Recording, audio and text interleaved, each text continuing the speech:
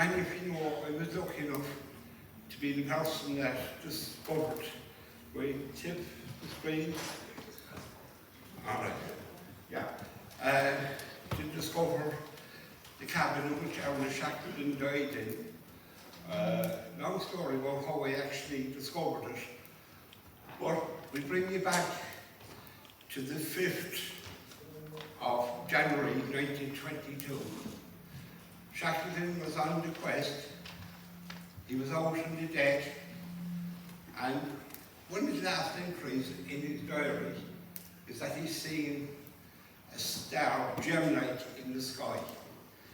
I've done a bit of looking into this, and just by sheer coincidence, that star can be seen in Ireland for a very small window of a couple of weeks on the 5th of December, or 5th of January, every year.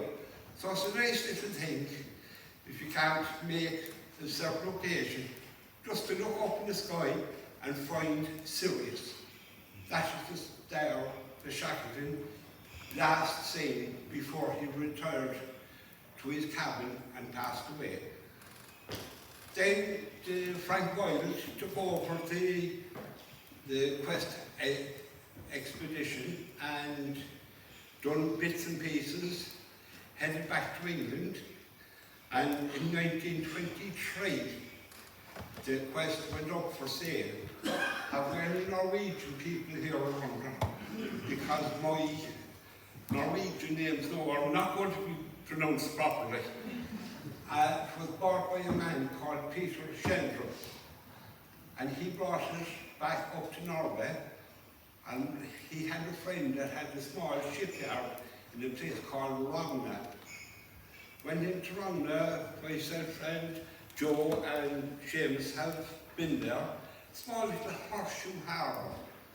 We were back in the 1920s. It was about 8 or 10 little shipyards. The one that he went into was Johan Dragus.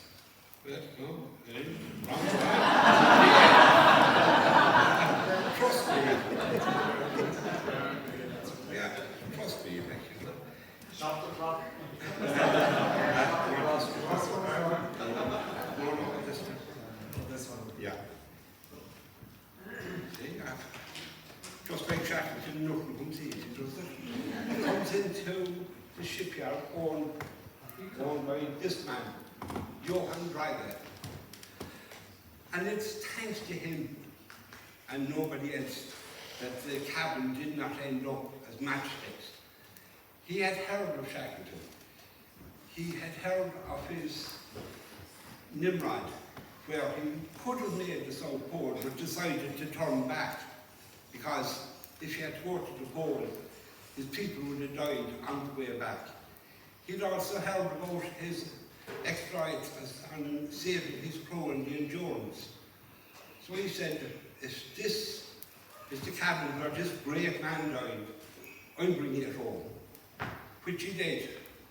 Now, there was no John O'Brien removal at the time that you get a truck with a crane on it. It was an awful thing to try and get that cabin from the deck of the Quest in one piece, put it on a carriage and bring it to his home. And another job to get it back off and at his home, and that's where it lay for nearly 100 years. The next fellow on the yes.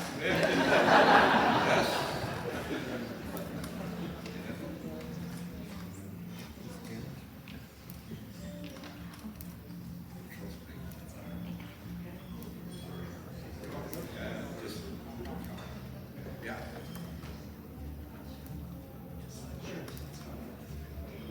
Then in steps this boy. I was up in the pub in Leforton in 2008, chatting with a couple of Norwegians. Another couple joined in. They were talking about skiing and skiers and kayaking, which is a sport I like, but 2 minutes of conversation was enough. So eventually I steered them and talked exploration. explorations, which they were delighted with, you know, it was like manna from heaven.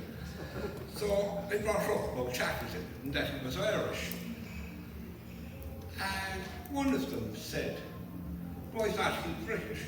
I said, yes, he's British, but he wasn't English. He was Irish. He was born in Ireland.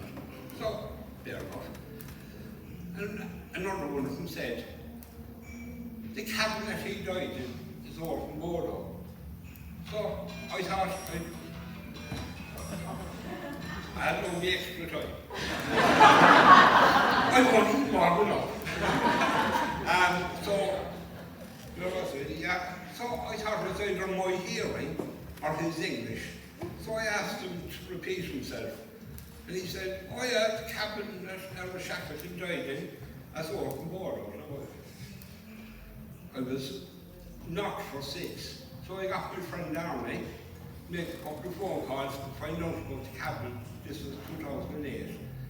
And Arnie found out that there was a deal done, and the cabin was down in southern Norway in the Sandefjord, ready to go on board a ship to be brought to Grytviken. And it was going on display there.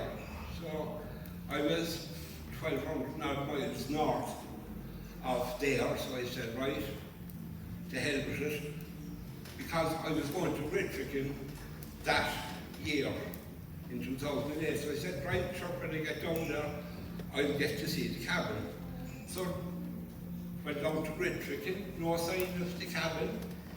So I had set up a Google alert for anything about the Shackleton cabin, and I was getting a repeated message, you know, just a rerun of what I had already heard or read.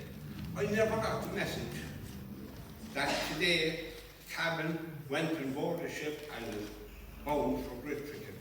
So I talked to my friend Arnie again. You're coming forward here now to about 2013, which was a good couple of years later. And I said to Arnie, and he used that cabin. So Arnie didn't know and cared less. Was to say, I'll find out for you. So I made a couple of phone calls, called me back. Said, Eugene, apparently the deal for the cabin to go to Grytviken has fallen through. And it's back here in northern Norway. Jesus Christ, says I. Half a minute left. How much? Half a minute. 1 minute left. Half a minute. Half a minute. Okay, wrap it up. Right. Then so anyway, where was I? Right? Yeah. Right. So I made contact, cut through a lot of it. I made contact with the owner of the cabin. Here is me and Ulf in the cabin, Ulf back there. Johan Dragan was his grandfather, and he came down through the family to Ulf. And I got talking to him, no, this was prior to meeting him. I got talking to him on the phone, and I feel he says, "Oh, Jesus, there's a chance here, lads, that we might get this cabin to Ireland." So I then spoke to Fergus O'Gorman, who put me in touch with John O'Reilly. And John, I still don't know what John had seen in me.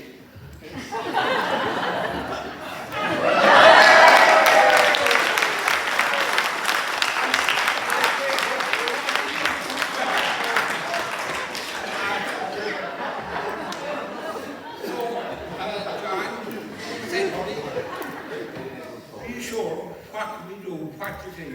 I say, I spoke to us a number of occasions. If we talk to us, bring over here a bit of a Johnny, I think we'll be 3/4 of the way is there. So then John got on to Joe, which got on to the Thai, which Ulf came over and sure he fell in love with Ireland.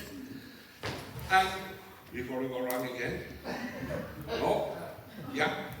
So then in October 2015, cabin left its home in Norway and arrived here in Ireland.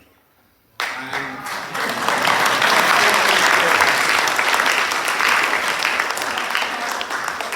one person I mentioned there was Johan Draga.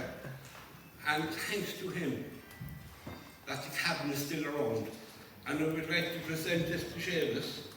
It's walked somewhere. Oh yeah, please do. It walked somewhere in the museum.